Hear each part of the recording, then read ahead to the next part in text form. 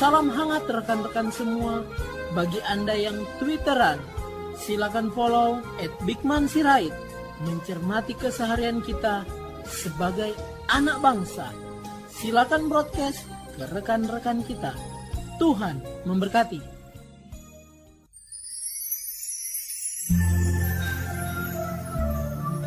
Salam sejahtera para pendengar yang terkasih. Selamat bertemu kembali dengan Yayasan Pelayanan Media Antioquia yang didirikan oleh Pendeta Bigman Sirait untuk melayani Tuhan Kepala Gereja melalui media.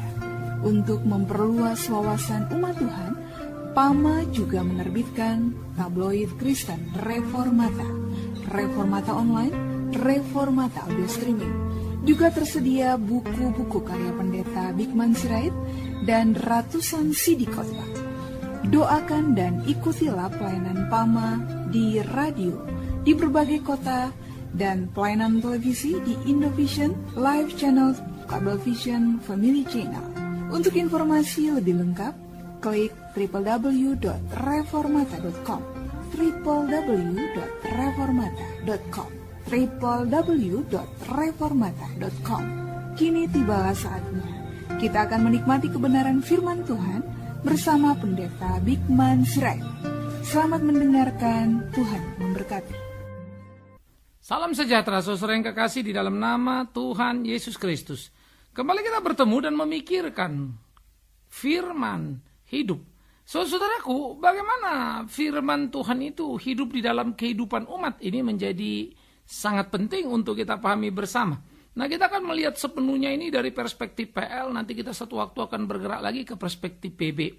Menarik ketika dikatakan di dalam Ulangan pasal 30, Ulangan pasal 30 ayat 11 sampai 18. Ulangan 30, 11 sampai 18, firman itu dekat padamu.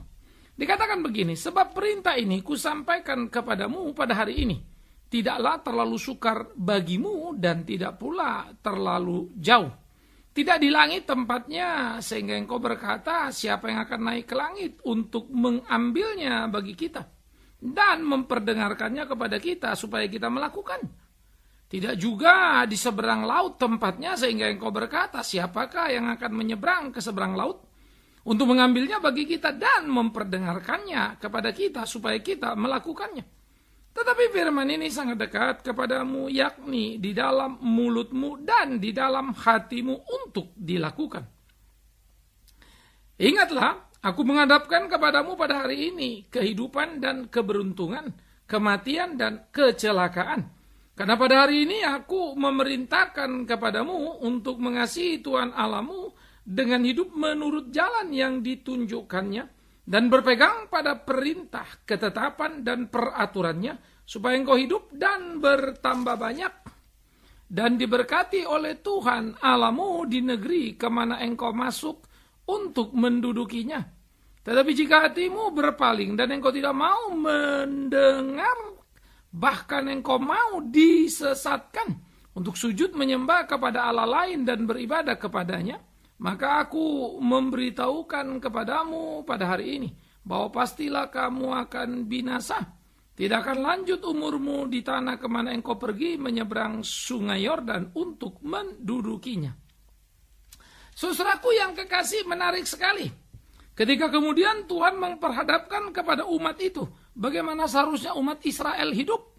Pengalaman perjalanan hidup Israel sudah menunjukkan betapa amat sangat bebalnya mereka. Tiap hari mukjizat, tiang awan, tiang api, siang malam. Tiap hari mukjizat, mana di pagi hari, belum lagi kalau kurang air. Dari batu, air pahit pun menjadi bisa diminum. Belum lagi ketika burung puyuh datang dan melengkapi gizi dalam perjalanan Israel. Dan berbagai hal spektakuler termasuk memenangi segala perang yang mereka hadapi. Padahal mereka bukan pasukan terlatih. Saudara-saudara yang kekasih, tak cukup mujizat yang datang silih berganti, Israel tetap saja berbuat salah. Israel hidup dalam dosa karena melanggar ketetapan-ketetapan Allah yang suci itu. Oleh karena itulah ketika dikatakan oleh Tuhan melalui Musa, perintah ini ku sampaikan kepadamu hari ini tidaklah sukar. bagimu dan juga tidak terlalu jauh. Menarik. Pertama digambarkan firman sebagai tidak terlalu sukar atau terlalu jauh. Sehingga orang beralasan tidak bisa melakukan, terlalu berat, terlalu sulit. Kalimat yang ternyata sampai sekarang pun masih sering kita dengar. Kalau gitu siapa yang bisa? Kalau gitu siapa yang mampu? Waduh, berat amat ya. Nah, inilah warna-warni kehidupan kita dari hari ke hari.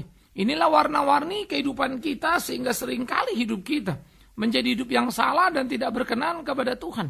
Hidup kita menjadi hidup yang salah, tidak seperti apa yang Tuhan kehendaki. Saudara-saudara, firman Tuhan itu tidak sukar, tidak juga terlalu jauh. Maka dikatakan di sana, firman Tuhan tidak ditaruh di langit tempatnya. Sehingga engkau berkata, siapa yang akan naik ke langit untuk mengambilnya bagi kita dan memperdengarkannya. Gambaran ini menjadi menarik, saudara. Firman itu tidak taruh di langit supaya kemudian engkau beralasan. Bukan, siapa yang akan naik ke langit mengambilnya dan memperdengarkannya pada kita. Jadi, karena ada di langit dan susah. Jadi, kita tidak mendengarnya. Jadi, intinya cuma satu, kita nggak perlu melakukannya. Umat akan berdalih 1001 alasan. Maka Tuhan berkata, aku tidak menaruhnya di langit. Tetapi juga dikatakan, tidak pula itu ditaruh di seberang laut. Sehingga engkau berkata, siapa yang menyeberang ke seberang mengambilnya bagi kita dan memperdengarkannya. No. Maka firman itu dikatakan tidak sukar dan tidak jauh. Dia tidak di seberang laut sehingga engkau perlu menyeberang lalu membawa kembali dan memperdengarkannya. Bukan itu. Maka gambaran ini dengan segera memberikan lukisan yang sangat jelas kepada kita. Firman Tuhan tidak di langit, firman Tuhan tidak di seberang laut. Firman Tuhan tidak seperti itu. Tetapi dikatakan oleh Tuhan bahwa firman itu sangat dekat kepadamu, yakni di dalam mulutmu dan di dalam hatimu untuk dilakukan. Menarik. Saudara-saudara, hakikatnya inilah kesejahteraan hidup setiap orang percaya. Bahwa firman Tuhan itu ada di dalam hati kita, ada di dalam mulut kita. Kita ucapkan di mulut kita, tersimpan di hati kita. Akankah kita lakukan? Itu pertanyaannya. Oleh karena itu menjadi amat sangat aneh sekali kalau setiap orang bisa berkata, saya nggak ngerti firman sih. Loh, kalau secara letterlek, gampang-gampangan, Alkitab itu kan isinya firman Tuhan, toh artinya Anda mesti baca. Artinya apa lagi? Dekat kan ya, kapan juga bisa baca. Apalagi di konteks sekarang. Anda lupa bawa Alkitab di handphone atau di BB Anda bisa membuka Alkitab. Di mana saja, kapan saja, dengan amat sangat mudah kita bisa membaca Alkitab. Tetapi, itu aspek teknis. Maka aspek teknis adalah aspek yang sangat mungkin untuk dilakukan, bukan? Nah, aspek teknis ini menuntut kemauan saudara untuk membuka dan membaca Alkitab. Saya suka mengkritisi orang Kristen, lebih suka dengar khotbah, mengamenkan apa kata pengkhotbah, tapi tidak pernah mau baca Alkitab. Jadi lebih banyak dengar khotbah daripada baca Alkitabnya. Kita cenderung malas baca Alkitab. Sehingga kami yang khotbah ini kalau khotbah salah Anda amin-amin aja. Karena nggak tahu salah apa nggak. Lalu nggak baca Alkitab. Apa yang saya katakan lalu Anda aminkan, Anda bicarakan, tidak cek apakah betul Alkitab seperti itu. Nah ini hati-hati saudara-saudaraku yang kekasih. Oleh karena itulah di dalam hidup kita bagaimana kita harus menjalaninya, bagaimana kita harus melakukannya. Ini menjadi perlu. Sehingga hidup kita sungguh-sungguh jadi hidup yang berkenan kepada Tuhan. Hidup kita boleh melakukan apa yang Tuhan mau. Supaya hidup itu terus berjalan di dalam kehendaknya. Dengan demikian, maka apa yang menjadi satu pengharapan dalam hidup orang percaya, menjadi sesuatu yang aktual. Firman itu dekat padamu, di hatimu tadi itu, di mulutmu. Secara teknis ada Alkitab yang mudah dibaca. Tetapi kemudian saudara-saudara, secara hakikat, artinya apa? Firman yang sudah kita dengar itu ada di dalam batin kita. Menyatu dengan kita di kehidupan kita. Minimal apa yang saudara baca dan ingat itu loh. Belum baca semua Alkitab. Oke, seberapa yang saudara baca? Toh saudara tahu kan jangan mencuri, jangan membunuh dan seterusnya. Simpel saja kan. Saudara tahu kan tampar pipi kanan kasih pipi kiri. Saudara tahu kan ikut Yesus, sangkal diri pikul salib. Minimal hal-hal seperti itu kita tahu. Dan bagaimana seharusnya kita menaklukkan diri kepada hal itu. Itulah yang harusnya kita pahami. Firman itu dekat dengan kita. Di hati dan di mulut kita. Tapi berapa banyak yang dekat dengan kita? Nah ini harus kita sadari. Sehingga secara teknis tadi, kalau terlalu sedikit yang saudara tahu, ya bacalah yang banyak. Pelajarilah yang banyak supaya tahu banyak. Mengerti banyak. Sehingga saudara bisa melakoni sungguh-sungguh kehidupan itu. Oleh karena itulah saudara-saudaraku yang kekasih. Tidak di langit sana, tidak di seberang laut. Tetapi dekat dengan kita. Ada di mulut kita. Ada di hati kita. Nah ini yang menjadi sangat perlu saudara-saudaraku. Oleh karena itulah, bagaimana sesungguhnya kehidupan kita menjadi kehidupan yang penuh gairah. Bagaimana hidup kita dijalani oleh kehendak Allah. Dan bagaimana kita melakoninya dalam keseharian kita. Jadi saudara-saudaraku yang dikasihi oleh Tuhan Yesus Kristus. Camkanlah ini, pikirkanlah ini, renungkanlah ini. Supaya hidup kita sungguh-sungguh menjadi hidup yang berkenan kepada Tuhan. Hidup kita sungguh-sungguh menjalankan apa yang Tuhan kehendaki. Nah jadi di dalam bagian seperti ini, bagaimana kehidupan orang Kristen menjadi kehidupan yang penuh? Bagaimana menjadi kehidupan orang Kristen menjadi kehidupan yang harus diaktualisasikan secara utuh dalam hidup bersama? Dan bagaimana kita menjalani hari-hari kita itu? Firman itu dekat padamu, tidak di ujung sana, tidak di ujung sini. Kita bangun tadi bukan? Secara teknis, bacalah Alkitab yang dengan mudah ditemukan. Entah bukunya, entah di handphone saudara, yang tiap hari bersama dengan saudara. Saudara mungkin mendapat banyak informasi dari handphone, apapun. Entah SMS, entah BB, entah telepon, entah apa. Tetapi miris. Sedikit sekali handphone yang ada Alkitab itu memberi informasi tentang Alkitab itu kepada kita. Ini menyedihkan. Ini menyakitkan. Ini menakutkan. Seharusnya lah kita hidup tidak seperti itu. Tapi bagaimana melakukan apa yang menjadi kehendak Tuhan itu. Seharusnya lah kita hidup berkenan kepada Tuhan. Sehingga di dalamnya sungguh nama Tuhan dipermuliakan. Camkanlah itu, pikirkanlah itu, renungkanlah itu. Sehingga hidup kita sungguh-sungguh jadi hidup yang berkenan kepada Tuhan. Hidup kita betul-betul melakukan apa yang menjadi kehendak Tuhan. Kita tidak lalai, kita tidak lari dari jalan yang dikehendakinya. Ini bagian yang pertama saudara-saudaraku yang kekasih. Karena itu patutlah kita mengukur diri untuk menyadari sedekat apa kita dengan firman itu. Jauhkah, dekatkah? Nah itu kan perlu. Ya, jauhkah, dekatkah? Itu perlu. Sejauh apa? Sedekat apa? Nah itu perlu pemeriksaan diri pada diri kita masing-masing. Untuk menyadari kebenaran Tuhan itu, untuk mengerti kehendak Tuhan itu. Supaya kita tidak menjadi salah. Ya. Yang kedua, kedekatan firman itu diperhadapkan katanya begini oleh Tuhan Yesus, oleh Tuhan sendiri. Ingatlah aku menghadapkan kepadamu pada hari ini kehidupan, keberuntungan, kematian, dan kecelakaan. Sedemikian dekatnya firman Tuhan kepada kita, begitu pula lah kita diperhadapkan pada hidup mati, untung dan celaka. Saudara-saudara ini menjadi menarik. Sehingga firman itu bukan barang recehan yang bim salabim apa yang saudara mau lalu saudara enak saja. Firman itu tidak serta-merta saudara bayangkan keberuntungan dan kehidupan karena bisa jadi kecelakaan dan kematian. Itu kata Tuhan. Artinya apa? Bagaimana sikap kita terhadap firman itu? Mentaatinya kah atau melawannya kah? Yesaya pernah mengatakan, bukan telinga Tuhan kurang tajam mendengar keluh kesahmu, bukan tangannya kurang panjang menolong engkau atau menjangkaumu, tapi kelakuan dosamu membuat dia memalingkan wajahnya dan meninggalkanmu. Waduh, serius banget. Ditinggalkan dan diabaikannya kita karena kebebalan kita sebetulnya. Nah oleh karena itulah jangan kita menjadi seperti itu. Tapi betul-betul memahami kehendak Allah dan hidup di dalamnya untuk kemuliaan namanya. Itulah yang semestinya kita jalani dalam hidup kita sebagai orang percaya, saudara-saudara. Jadi, begitu dekatnya firman sekaligus begitu dekatnya konsekuensi yang diperhadapkan.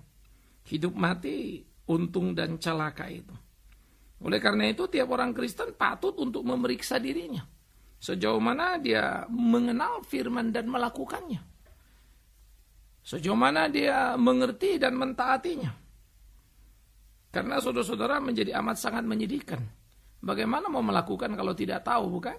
Tapi bagaimana tahu kalau tidak mau tahu? Tidak membaca? Ya enggak mungkin lah.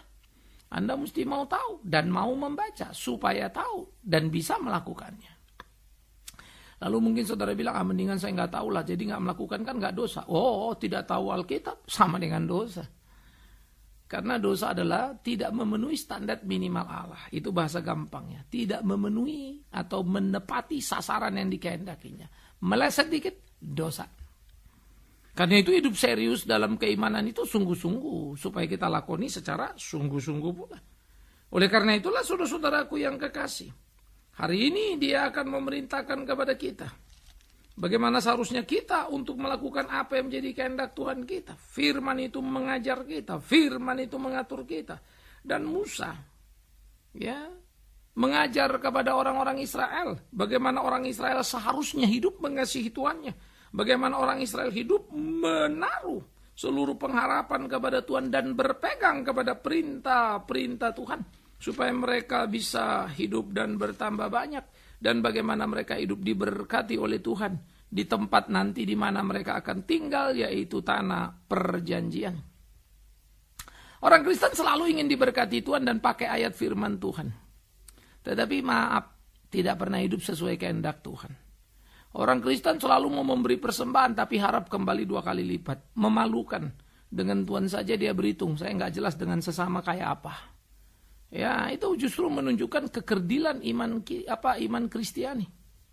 Seharusnya umat Kristen itu memberi karena bersyukur. Tuhan sudah lebih dulu memberi. Ini rupa-rupanya dianggap Tuhan belum memberi aja. Dia harus diumpan dengan persembahan baru Tuhan memberi. Ini bukan paham Kristen, saudara. Agama-agama yang memperlakukan sesajen yang modelnya gini. Kasih sesajen nanti dapat rezeki dari dewa. Rupa-rupanya banyak orang Kristen dengan konsep sesajen itu. Memberi supaya berharap kembali. Itu menakutkan. Ya. Padahal Tuhan sumber hidup itu sudah menghidupi kita. Dia akan memberkati di dalam ketaatan kita. Karena dia sumber berkat. Emang orang Israel itu waktu lepas dari tanah Mesir siapa? Tuhan. Makanya Keluaran 20 jelas. Akulah Tuhan Allahmu yang membawa kau keluar dari tanah Mesir. Emang siapa yang menghidupi orang Israel di dalam tanah perjalanan di padang gurun? Tuhan. Tapi mereka tetap pelintak-pelintuk lari sana sini. Melawan Tuhan seenaknya. Dan mereka akan memasuki tanah perjanjian. Siapa yang bawa? Ya Tuhan. Dan kalau mereka taat terus diberkati Tuhan. Bukankah itu hidup indah, saudaraku? Oleh karena itu menjadi amat sangat aneh sebetulnya, bukan? Dengan taat mereka akan terus menerima berkat yang sudah lebih dulu mereka terima. Dan akan terus terima. Bisa-bisanya melawan. Bisa-bisanya memberontak. Lucu setengah mati. Tetapi itulah kehidupan manusia. Ironi. Kita susah. Hidup sulit persoalan ini itu. Lalu mau dekat kepada Tuhan. Tapi dekat kepada Tuhan. Ternyata kita cuma dekat ketika ada maunya. Supaya dia memberkati kita. Tapi kita gak mau taat pada dia. Tidak melakukan kehendaknya. Ini seperti apa? Oleh karena itulah saudara-saudaraku. Dikatakan oleh Musa. Kalau hatimu berpaling dan engkau tidak mau mendengarkan. Ya, bahkan engkau mau disesatkan kepada ilah-ilah lain. Maka dikatakan engkau akan dibuang. Engkau akan binasa. Alkitab sebetulnya dengan jelas menunjukkan fakta-fakta. Keseriusan Tuhan di dalam hidup kita. Bagaimana hukumannya akan datang pada kita. Tapi tampaknya orang-orang di perjanjian baru menyalahpahami artinya kasih karunia atau anugerah. Lalu dibuatlah menjadi anugerah murahan. Berbuat seenak perutnya atau antar Tuhan mengasihi. Dia lupa. Bahwa ketika dia melakukan lalu tidak kusta. Dia lupa. Bahwa ketika dia melakukan salah lalu tidak celaka. Dia lupa. Bahwa ketika dia melakukan penipuan tapi tidak ketangkap. Dia lupa. Bahwa ada ayat yang mengatakan tidak setiap orang menyebut namaku Tuhan, Tuhan masuk surga. Mereka yang melakukan kehendak Bapa. Dan Yesus pun melanjutkan kalimat itu. Bahkan ada yang berkata, aku bernubuat dalam namamu, mengusir setan dalam namamu, membuat mujizat dalam namamu. Tapi Yesus berkata, enyalah pembuat kejahatan, aku tidak kenal engkau. Waduh, kok bisa ya? Nah itulah kengerian hukuman perjanjian baru. Dibiarkan lolos mulus di kehidupan kekinian. Berhasil menipu dan membodoh-bodohi umat. Berhasil menjungkir balikan. Ya, seakan-akan bisa menipu orang dengan ayat-ayat Alkitab. Dia pikir dia lolos, dia pikir dia diberkati. Ujungnya itu yang menakutkan. Kalau dulu orang masih ada kesempatan mungkin dalam hidup ini. Tapi kemudian kalau sudah sempat Tuhan biarkan, maka matilah dia di ujung kebinasaan. Mau bertobat mana bisa lagi. Dia pikir dia masuk surga, ternyata dia masuk neraka. Betapa seriusnya. Karena itu, berjaga-jagalah. Firman itu dekat padamu, jujurlah. Periksalah diri kita dengan kebenaran firman itu. Beranilah kita menelanjangi diri kita dengan firman itu. Beranilah kita mengukur sejauh mana benarnya pengenalan kita akan Tuhan itu. Beranilah kita mengukur sejauh mana sesungguhnya kita taat mengikuti Dia. Beranilah kita mengukur sejauh mana kita hidup di dalam Dia. Saudara-saudara yang dikasihi oleh Tuhan Yesus Kristus, ini menjadi amat sangat perlu. Ini menjadi amat sangat penting. Sehingga hidup kita menjadi hidup yang berkenan kepada Tuhan. Hidup yang menyenangkan hati Tuhan. Begitulah semestinya dan sudah seharusnya. Jalanilah hari. Lakukanlah apa yang menjadi kehendaknya. Maka hidup kita akan menjadi saksi yang tak terbantah. Bukankah itu luar biasa? Saudara-saudara yang dikasihi oleh Tuhan Yesus Kristus. Maka dikatakan, pada hari engkau melawan, engkau akan dibinasakan. Nah kalau di PL, dalam perjalanan Mesir menuju tanah perjanjian jelas-jelas, ketika mereka menyembah patung tuangan lembu emas, lalu mereka juga pernah membuat ibadah-ibadah yang gaya Mesir gitu ya, gaya kafir, Tuhan murka. Dan tidak tanggung-tanggung dalam perjalanan dari Mesir menuju tanah perjanjian di padang gurun. Tidak kurang dari hampir 54.000 orang dibantai Tuhan langsung. Ya, lewat tula-tula yang mengerikan di telan bumi, dipagut ular dan seterusnya. Belum lagi hukuman-hukuman lain yang berlanjut terus. Jadi tidak kurang dari 10% mati di perjalanan. Langsung mati. Saudara-saudara bisa membayangkan betapa seriusnya Tuhan. Dan saking seriusnya Dia, ketika orang meragukan Dia mau masuk tanah Kanaan, pengintai itu memberikan laporan-laporan jahat. Yang miring, yang salah. Karena merendahkan Tuhan. Membuat bangsa itu terkutuk. 40 hari pengintaan menjadi 40 tahun perjalanan. Seriuslah Tuhan. Bukan main-main. Tetapi sekarang ini tampaknya umat tidak lagi melihat keseriusan, kesungguhan, kesucian Allah. Semua yang dilihat Allah yang baik, Allah yang dekat, Allah yang enak-enak itu saja. Murka Allah diabaikan. Nah inilah kesalahan. Oleh karena itu firman Allah itu dekat pada kita. Yes, menyelamatkan kita. Yes. Membawa kita menggapai keberhasilan hidup. Yes, kalau kita taat melakukannya. Jadi tidak ada janji recehan di sana. Bukan karena saudara hafal lalu saudara baca, saudara klaim-klaim itu biasa-biasa main klaim gitu kan. Sebutkan ayat lalu saudara pikir semua beres. Oh ternyata buktinya apa? Si Anu berhasil, si Anu berhasil. Ke Gunung Kawi pun saudara berhasil kalau mau cari kaya. Ya. Banyak dukun yang bisa membuat kesembuhan luar biasa. Apakah itu kekristenan? Camkanlah, pikirkanlah. Kecuali memang bagi saudara kekristenan sama dengan perdukunan, nah kacau balau kita semua. Tetapi bagiku firman adalah firman hidup yang harus ditaati, dilakukan. Maka Tuhan akan memberkati, memberi kita kekuatan, kebahagiaan. Bukan hanya ukuran-ukuran materi ukurannya. Itu paling sekunder justru. Sekarang dijadikan ukuran utama. Paulus, rasul hebat, pintar, bijak, luar biasa. Banyak mukjizat, banyak yang disembuhkan. Bahkan Eutikus jatuh mati. Ya mungkin mati suri, didoakan dan hidup lagi. Tapi Paulus tidak pernah sekaya orang banyak di sekitarnya. Yang tidak sepintar dia. Yang tidak sehebat dia. Apakah saudara mau bilang dia tidak diberkati? Malah keluar masuk penjara. Begitulah rasul-rasul lainnya. Sakeus karena percaya, separuh hartanya langsung dia serahkan. Artinya asetnya langsung drop separuh. Bukan tambah kali-kali lipat. Tapi bahagianya tidak pernah berhenti. Begitulah Yusuf Arimatea. Diberinya properti untuk kubur Yesus. Tapi dia tidak pernah hitung-hitungan. Karena firman itu dekat di hatinya. Biarlah firman itu dekat di hati kita. Dan kita mentaati dan melakukannya. Supaya jangan firman itu pula lah yang menghukum kita. Tuhan menolong, Tuhan memimpin kita.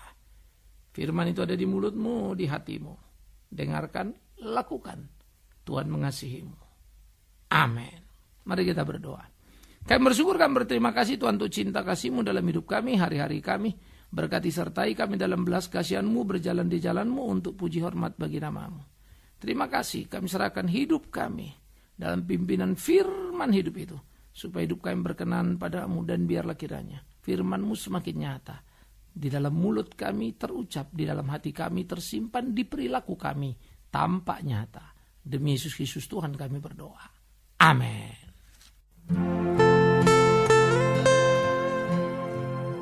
Kita telah mendengarkan firman Tuhan yang disampaikan oleh Pendeta Bigman Sirait. Bagi Anda yang merasa diberkati dan ingin menjadi mitra Pama dalam melayani melalui doa, daya dan dana, silakan menghubungi kami melalui telepon 021 392 4229, 021 392 4229. Email di pama_yayasan@yahoo.com, pama_yayasan@yahoo.com.